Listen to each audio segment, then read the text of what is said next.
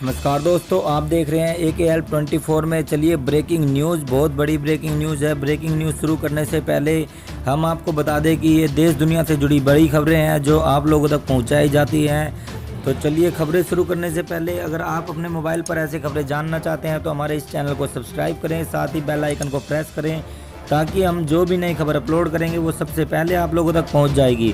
तो चलिए, खबरें शुरू करते हैं। कांग्रेस ने देश में बढ़ती डीजल पेट्रोल की कीमतों का विरोध किया।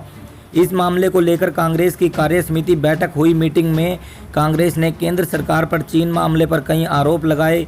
इस दौरान कांग्रेस कार्य समिति का बयान भी सोशल मीडिया पर जारी किया गया। हालांकि बयान में एक टाइपो के चलते विपक्षी कांग्रेस का जमकर मजाक उड़ा रहे हैं। कांग्रेस की ओर से जारी बयान में एक टाइपो होने की वजह से कार्य समिति की जगह कायर समिति हो गया है, जिसे लेकर विपक्षी दलों ने कांग्रेस पर हमला बोला। हालांकि कांग्रेस ने बाद में गलती सुधारते हुए नए सिरे से ट्वीट भी किया। तो चलिए लेकर चलते हैं दूसरी खबर की ओर। भारत और चीन में किसका साथ देगा रूस?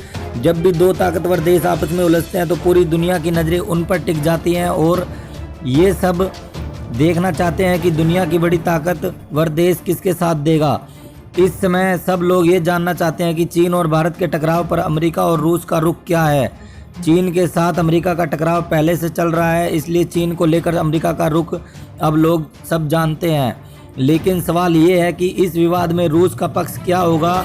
विवाद बढ़ने पर रूस भारत और चीन में किसका साथ देगा, इसे आपको रक्षा मंत्री राजनाथ सिंह की रूस के परिप्रेक्ष्य में समझना चाहिए। सूत्रों बताते हैं कि रक्षा मंत्री राजनाथ सिंह के इस दौरे का उद्देश्य सिर्फ रूस और भारत के बीच रक्षा साझेदारी को बढ़ाना नहीं है, बल्कि इनका उद्देश्य रूस के साथ रणनीतिक साझेदारी को मजबूत करना भी है।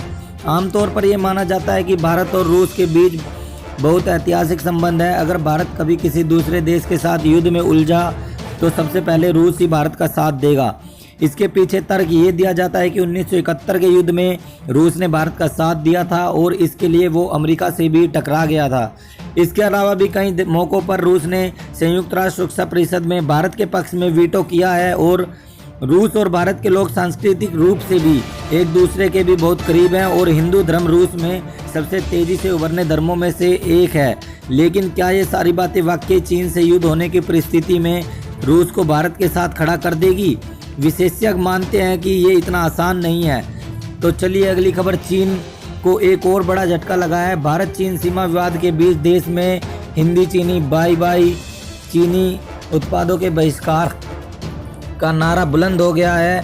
सरकार ने भी चीनी सामानों पर निर्भरता कम करने और देश को आत्मनिर्भरता बनाने के लिए कमर कस ली और इसके लिए कई कदम उठाए जा रहे हैं। जानकारों का मानना है कि चीन और भारत में इंपोर्ट हो रहे बिजली के उपकरणों के जरिए भारत की जासूसी कर सकता है। सरकार का कहना है कि घरेलू मार्केट में उपलब्ध बिजली के समान उपकरणों का इंपोर्ट भी जल्दी बंद होगा। अगर वहीं कुछ सामान इंपोर्ट करना पड़ रहा है तो अगले 3 साल में सभी इंपोर्ट करने वाले सामान देश में ही बनाने की सुविधा खड़ी की जाएगी। इसके लिए टैक्स में छूट दी जाएगी और ज़रूरी सपोर्ट भी दिया जाएगा। तो चलिए तीसरी खबर आई है रांची से। कुछ महीनों पहले झारखंड के गिरिडीह में अवैध देसी शराब पीने से 14 से ज़्यादा लोगों की मौत हो गई। एक ही गांव में रहने वाले इन लोगों ने आसपास के अवैध शराब बेचने वालों से शराब खरीदी थी। पीने के बाद एक एक कर लगभग 14 लोगों की मौत हो गई। लेकिन इस अवैध शराब का खेल अब भी जारी है। इसी पर झारखंड के चतरा और बिहार के गया जिले के बॉर्डर से अवैध शराब पर AK न्यूज़ ने ग्राउंड रिपोर्ट लिखी है। तो चलिए हमारी आपसे यही अपील है आप लोगों से, जो भी लोग इस वीडियो को देख रहे हैं, अगर आपके आसपास भी कहीं अवैध शराब बिक रही है तो आप उसकी कंप्लेन पास के ही नज़दीकी थाने में जाकर करें। तो चलिए धन्यवाद पूरी खबर को देखने के लिए। जय हिंद, जय भारत।